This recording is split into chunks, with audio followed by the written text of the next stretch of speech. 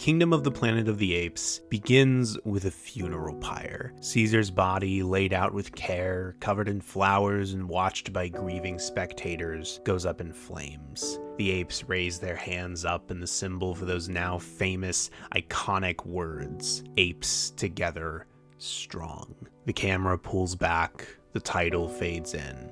A new story begins. It seems like a clear message. The time of Caesar is over. Matt Reeves is off making Batman movies and Andy Serkis is in Andor. Maze Runner director Wes Ball is now in charge. War of the Worlds scribe Josh Friedman is telling this story. That kid from It is our new ape hero. Caesar is dead, but the apes go on without him. And this will be the story of those apes. Even Wes Ball himself seemed to believe that this film was not merely a continuation, this was something new, telling Empire magazine that, quote, "Those last 3 movies were about the end of something. They were about the end of this Moses story, they were about the end of humanity. And we thought, from the ashes of those previous movies, we're gonna grow a new tree to climb. This movie is very much about the beginning of something." And my thoughts on that beginning can be summed up pretty easily. This is a thoroughly competent but ultimately mediocre movie. Honestly, if it wasn't an Apes movie, I probably wouldn't be talking about it at all. There's not really a lot here to talk about, but its status as a part of this franchise, and even more its status as a sequel to the 2010s trilogy, makes its mediocrity in itself kind of interesting. Because within that mediocrity, I believe, is fear. On the surface level, the film's struggle to understand where it fits in this long-lived series, its struggle to justify its own existence, and its unwillingness to leave the past behind result in a disappointing movie that's pretty average at best. But on a deeper level, those struggles are founded in fear. The fear that it doesn't fit in this long-lived series, it has no reason to exist, it cannot survive without the past. And I want to talk about that fear. I want to talk about how it manifests, and I want to talk about the effect it has on the film as a whole. But before I do that, I actually want to begin by talking about the parts of this movie that I rather liked. First, because I don't like to criticize art without acknowledging the good. It's not very helpful to anybody to talk about what was done poorly without ever talking about what was done well. But more importantly, for our purposes, understanding what this movie does well helps us to understand what it isn't afraid of, and through that helps us understand what it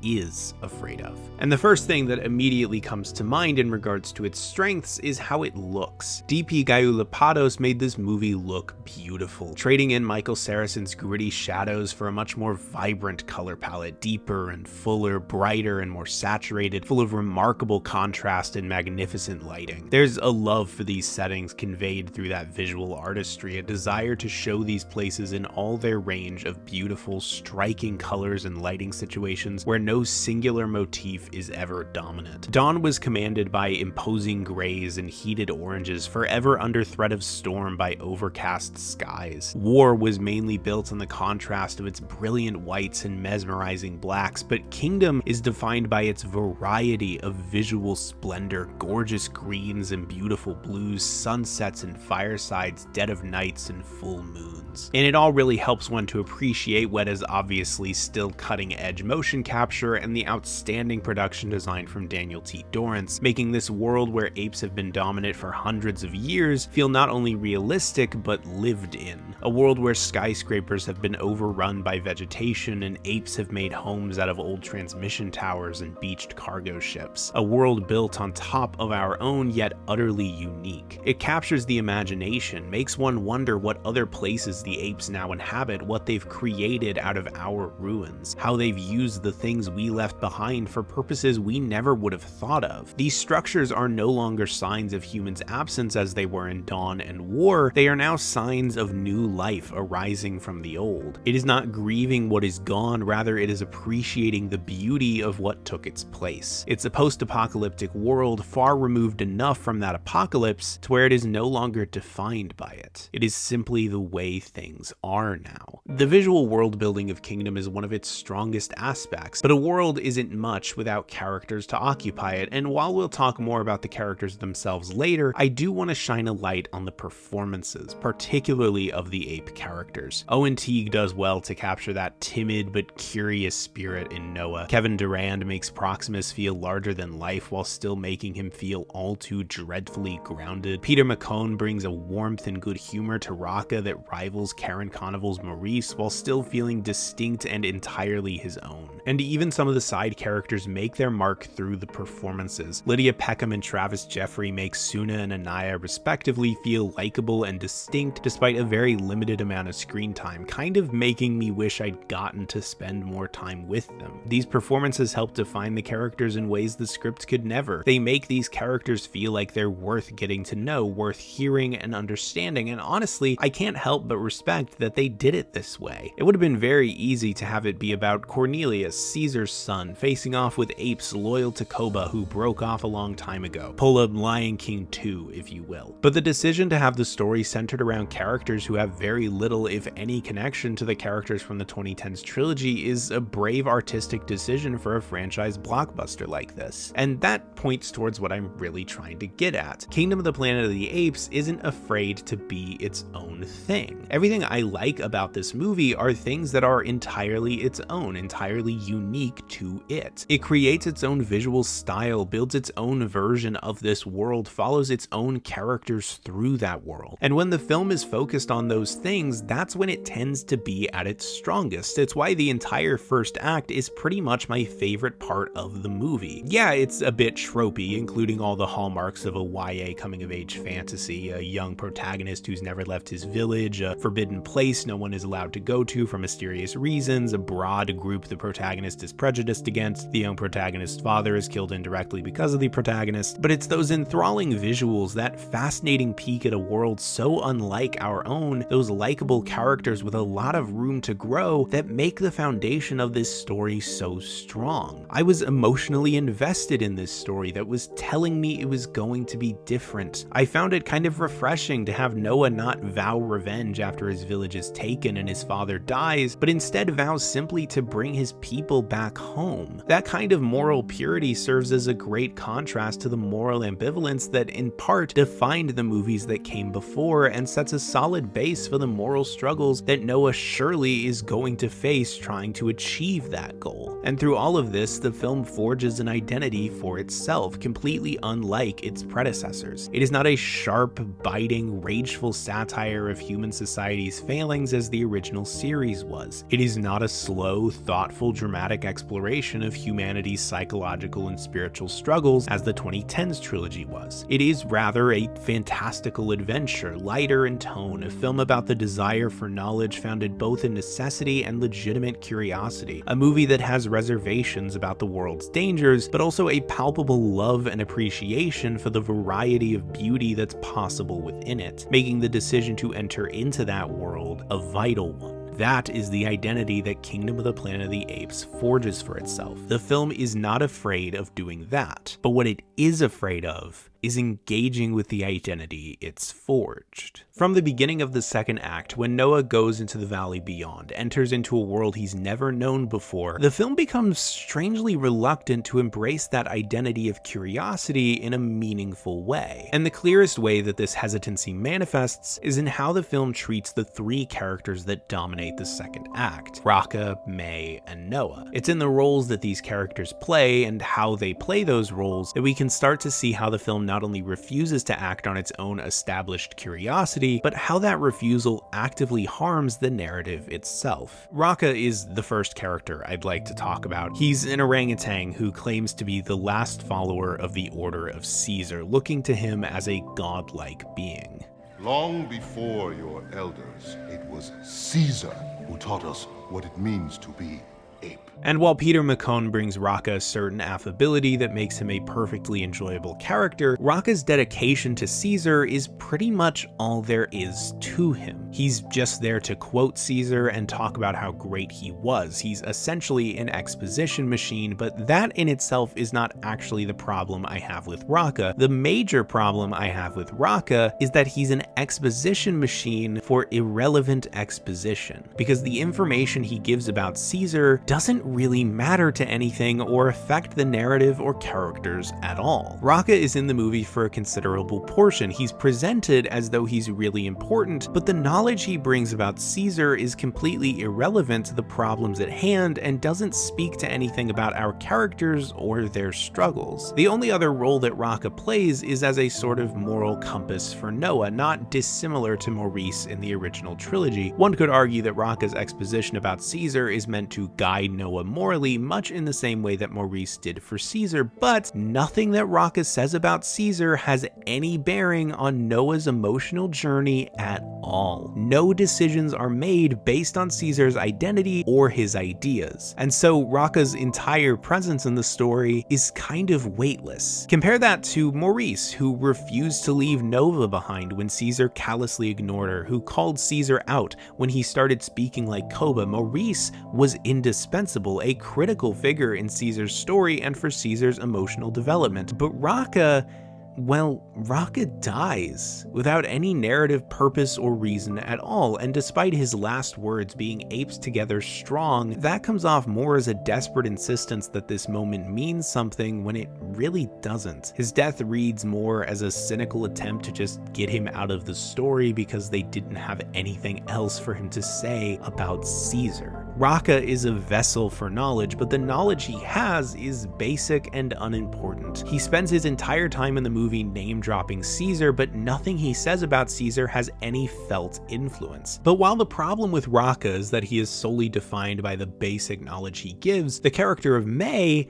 has the exact opposite problem, being defined by the knowledge she withholds. Now, there's nothing wrong with a character being very cagey or having a mysterious past. That's a perfectly fine foundation, but it becomes a problem when it starts to feel less like the character acts based on things we don't know about yet, and more like it's being used as an excuse for the character to not have much of a character at all. And for May, it's very much the latter. When she first popped up, she did pique my interest. It felt more like the character was working on knowledge I didn't know, and that's immediately intriguing in and of itself. But the further the story went on, and the more that I got to know May, the less it felt like there was anything to know. Her main purpose as a character is to carry those themes of coexistence and trust, being a character whose only clear trait is her desire for self-preservation and the preservation of humanity, naturally distrustful of apes in that pursuit. But the big issue there is that May has so little character otherwise that those themes feel insubstantial. Those themes are all about her relationship to other characters, but it's hard for her to have meaningful relationships with other characters when she doesn't have a character. Compare her to Malcolm and Dreyfus in Dawn, who had similar motivations and similar intensity. They both were focused not only on the preservation of humanity, but on returning humanity to its former position in the world, just like May. And also like May, they aren't that complex, mostly being more symbols than characters, the good and bad of humanity. May, too, is more of a symbol for the idea of human perseverance at any and all cost. The primary difference between them is that Malcolm and Dreyfus actually had personal connections to their motivations. Malcolm wanted to build a better world for his son, while Dreyfus wanted to rebuild the world that he lost. May, by comparison, doesn't really have any personal reason to achieve what she's trying to achieve beyond pure practicality, and practicality just isn't very interesting. We get hints about her mother, and we know that the group she was traveling with were killed by apes. We even get the insinuation that she's been trained to kill, and that's all a good start, but it's not enough on its own. Malcolm and Dreyfus felt like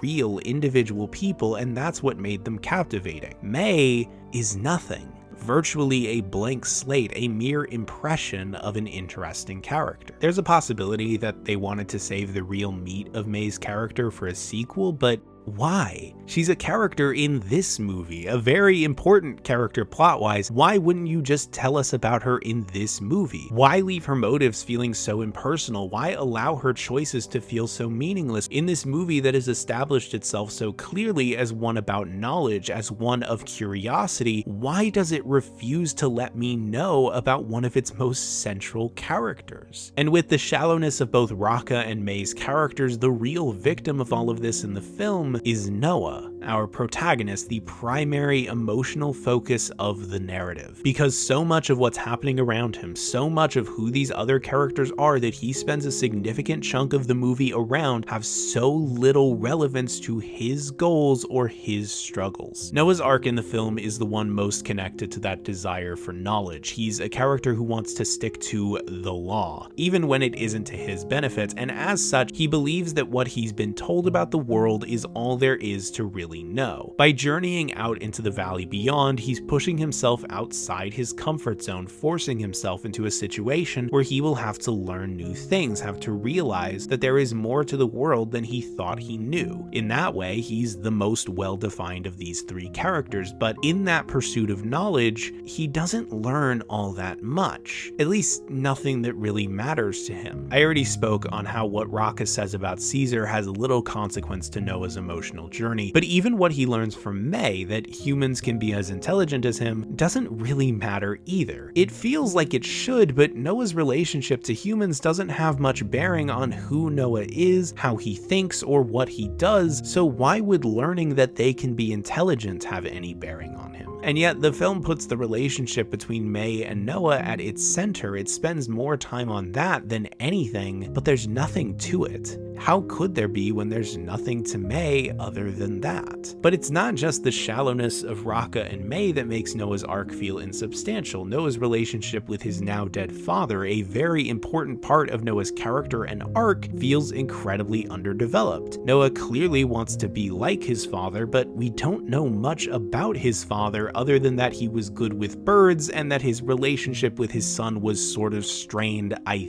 think. We learn very little else about him, but Noah's desire to live up to his father is still very present, and how is that supposed to mean anything when we, as the audience, have very little idea of what living up to his father actually entails? The perfect symbol for all of this is the telescope scene, a scene in which Noah discovers a telescope, looks into it, and doesn't fully understand what he sees. He describes the telescope as a tunnel that eats light, or he describes what he saw in the telescope as that. It's a little unclear because we don't really know what he saw. He just saw something, and that's kind of the issue. Nothing specific is learned here. Nothing personally meaningful is learned here. All that is learned is the notion that there is something to be learned, and another way of saying that is that nothing is learned. Raka's spiels about Caesar only serve to show Noah that there is something to be learned. May, being an intelligent human, only serves to show Noah that there is something to be learned. Looking through a telescope into the greater universe only serves to show Noah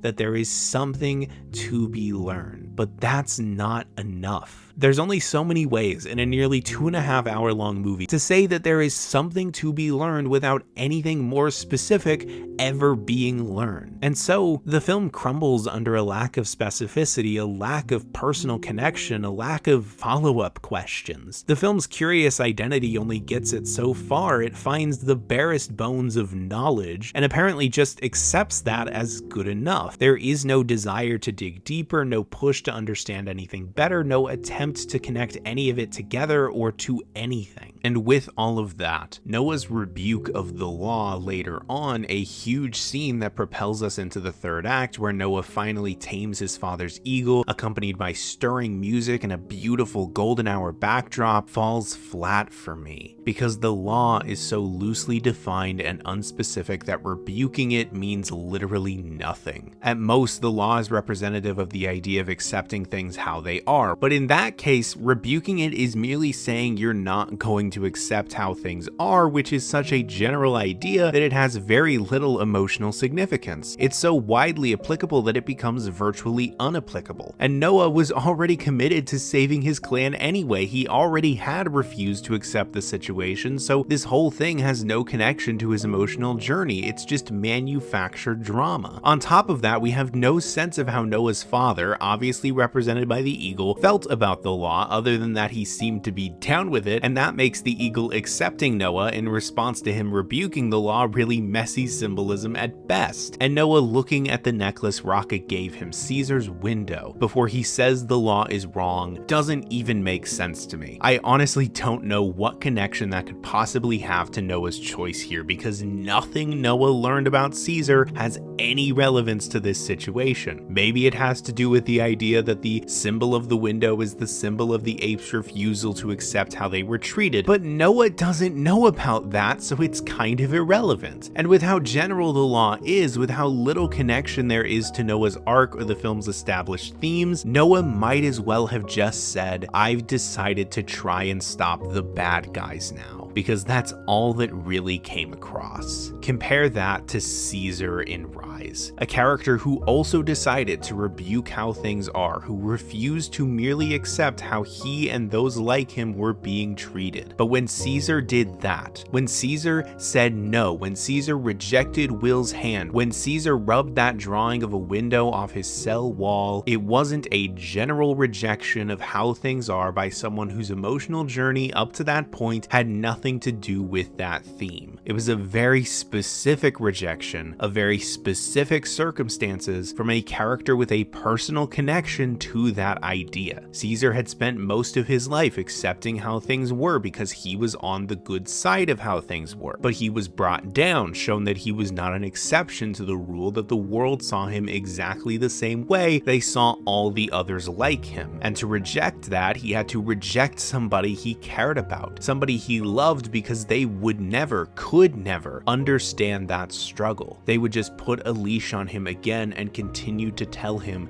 that a window was enough. Do you see how all of those separate elements connect to one another, how they all build on each other in significant and meaningful ways? Do you see how we know enough about those characters to understand why their choices are important, and how those choices interact with the film's themes, and how that allows the film to actually develop a perspective on those themes? I'm not saying that Noah had to be exactly like Caesar. In fact, I don't want him to be exactly like Caesar, but I wish he was something. I wish the movie was more than just a slapdash mess of different elements and characters with seemingly no consideration to how any of them connected to one another, because it was too afraid to establish a genuine, specific perspective on any of the ideas it was approaching. It hides behind the veneer of its themes while never actually engaging with any of those themes in a meaningful way. Its characters are shallow impressions of characters from the original trilogy, and it seems to think that it can just show you a pretty picture, give you some cool world building, act like it cares, and you'll never notice how shallow it actually is. And that's the reason I think Kingdom is such a mediocre movie. Technically competent enough in both its visuals and its script to be enjoyable in the moment, but too afraid to engage with its own curiosity to be anything more. But I think that fear is founded in an even deeper fear, a fear that causes it to do something far more artistically egregious, a fear that revolves around the ape symbolized by a window, the ape named Caesar. And to talk about Caesar, I want to talk about Proximus Caesar, perhaps the most interesting character in Kingdom. An ape with a booming voice and an enthusiastic demeanor, but a threatening aura just underneath the surface, always feeling like he could lash out at any given moment for any given reason. He's obsessed with history, Roman history especially, and in that love for history, he has realized what place apes used to occupy in society and who used to be above them, and he wants nothing more than to make sure that former order never returns. I must destroy their kind, unless we want to live in cages again.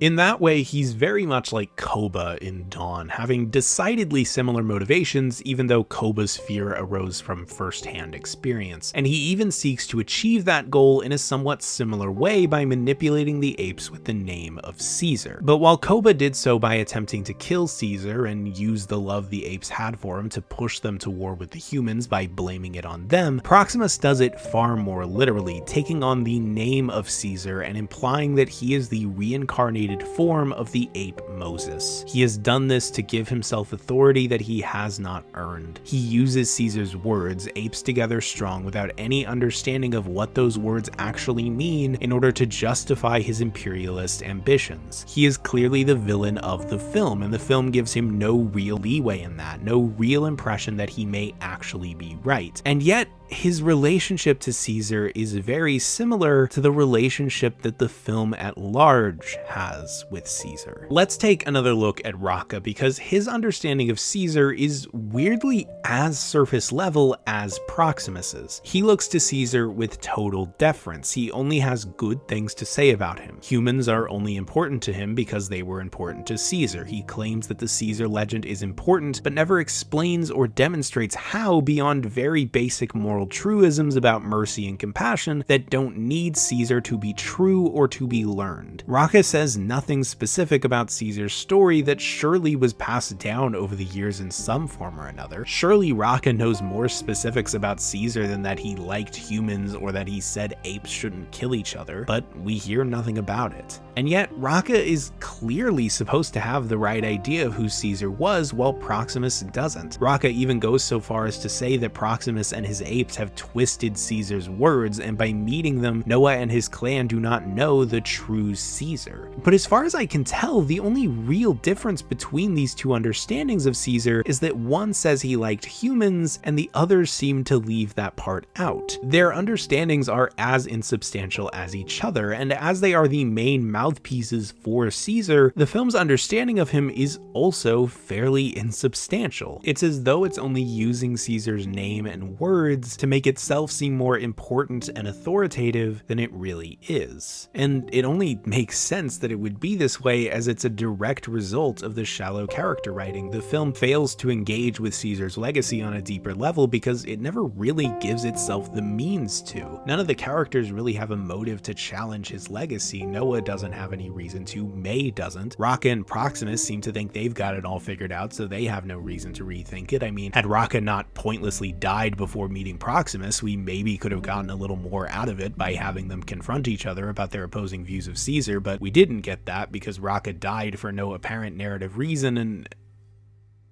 that kind of makes me wonder if that was the reason.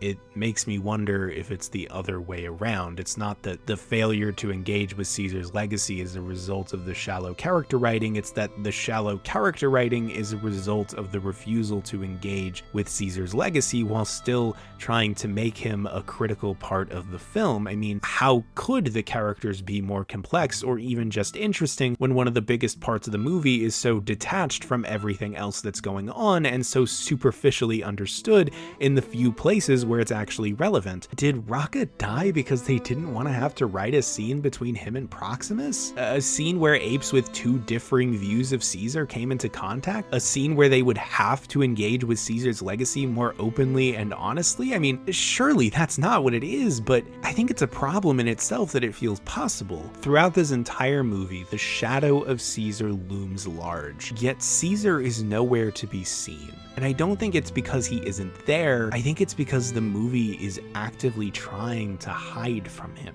And in that, the real problem with Kingdom of the Planet of the Apes, the place where it most egregiously fails to me, is that it betrays its own identity. An identity founded in curiosity, in a desire to learn and to know, in an appreciation for beauty, yet it seems so afraid of knowing, so afraid of the world. It takes the barest scraps of knowledge and then puts them away, never to engage with them. It seeks to show the beauty of a world moving on, but all that is ever learned is how much pain there is to experience within it. It is a film obsessed with the idea of gaining knowledge, but terrified of ever confronting that knowledge out of fear of establishing a perspective that can be scrutinized, challenged, or proven wrong. Kingdom of the Planet of the Apes is too afraid to detach itself from a past it clearly has no interest in, but it's also too afraid to look the past in the eye, straining against chains it put on itself. It's afraid of leaving Caesar behind, afraid that it cannot stand on its own without him, afraid that no one will care without him, that Noah cannot be what the story needs him to be, and so it leans on Caesar. But it is equally afraid of facing Caesar down, questioning his legacy, depicting him as anything but blameless, an ape who always had it right, who dies unblemished, practically a god. It is afraid of bringing him back down to earth and acknowledging his failures. And perhaps for good reason. How many beloved characters have been challenged and questioned in the last 10 to 15 years, only for those stories to be inundated by such vicious hatred and even malice? But much like some of those characters, Caesar was defined by his failures, and yet in this movie there is not one mention, not a single one, of how Caesar failed. There is no mention of how he allowed his own biases to cloud his judgment of Koba and all the pain that resulted in. There is no mention of how he left his own people behind to pursue a terrible, unnecessary vengeance. There is no mention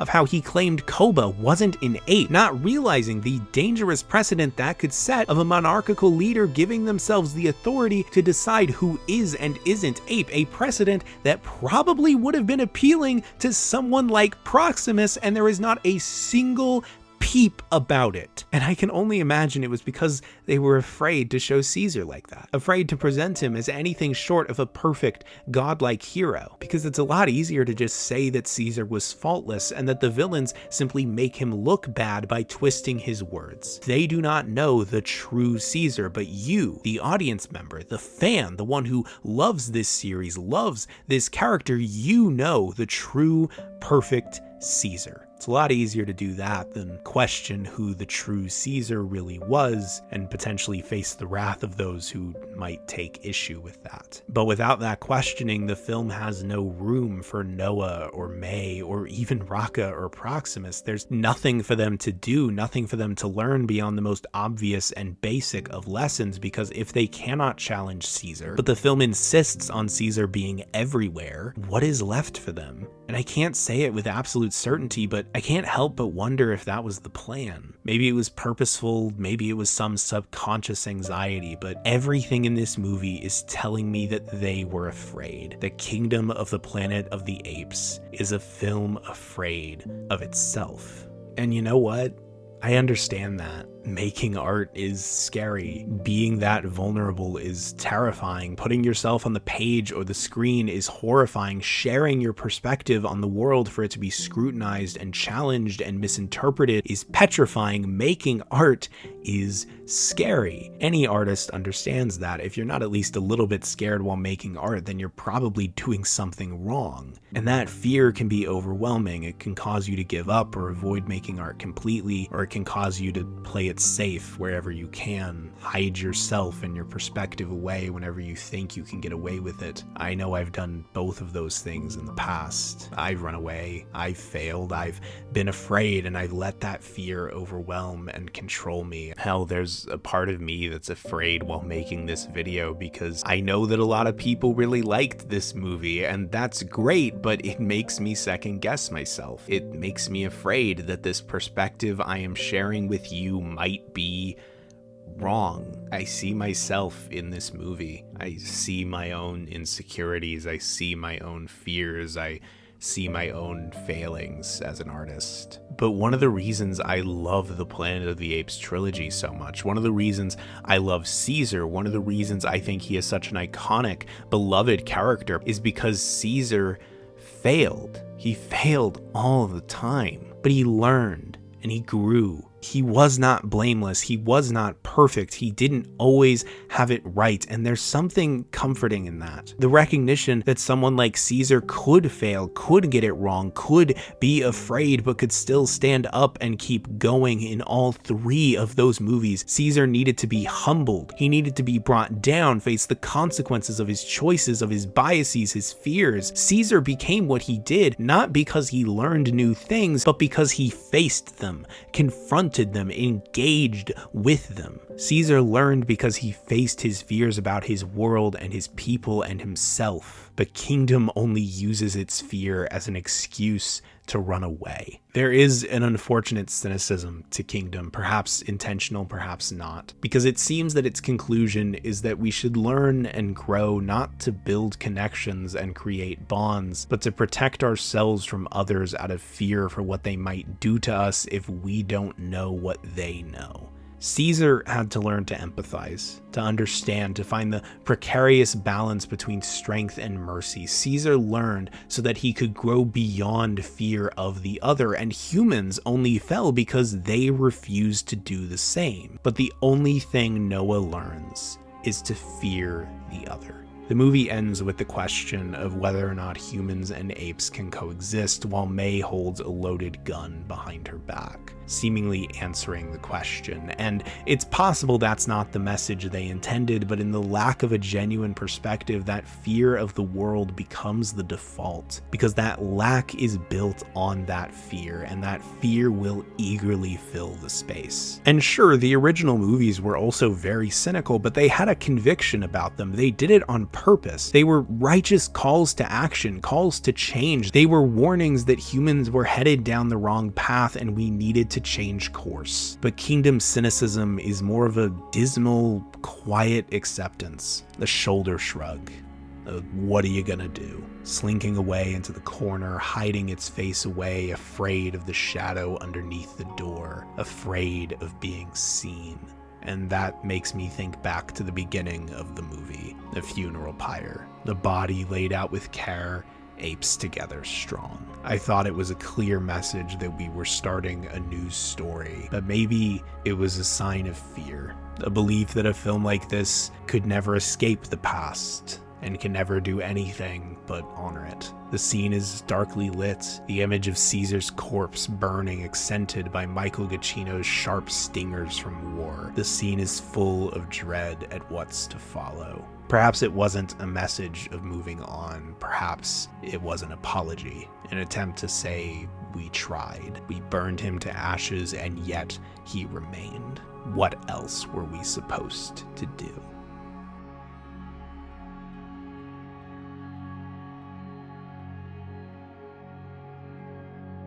Hey, thanks for watching this video about Kingdom of the Planet of the Apes. I don't know if it was the take anybody was expecting me to have on this movie, but it's how I feel, and that's all I'm really here to communicate. All the names scrolling up the screen right now are my lovely patrons, and for only $2 a month, you too can not only become one of those names, but you can get access to an exclusive companion video to this one, where I discuss my favorite movie of the original series, Escape from the Planet of the Apes, in all its bizarre, character-driven goodness. You'd also get early access to future videos, and you'd be doing a lot to help me continue making these videos. You can click the link on the screen or in the description to become a patron for only $2 a month. Thank you again for watching this video, and I'll see you in the next one.